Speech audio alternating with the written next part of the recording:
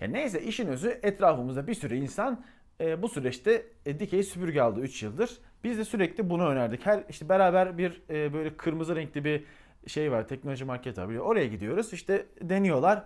Bundan al, bundan al, boş unlimited altı al, işte bundan al, bundan al diye böyle sürekli herkesi bununla darlıyoruz. Annem gidiyor başka bir yerden başka bir şey alıyor. Böyle ailede çeşitli insanlar, etrafımızda çeşitli insanlar farklı şeyler aldı.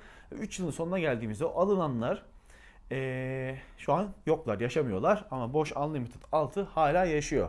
Burada tek bir markayı bir kenara bırakacağım. Dyson. Dyson dışındakiler diye. Dyson dışında başka dikey süpürge alanlar artık o süpürgelerini kullanmıyorlar şu an.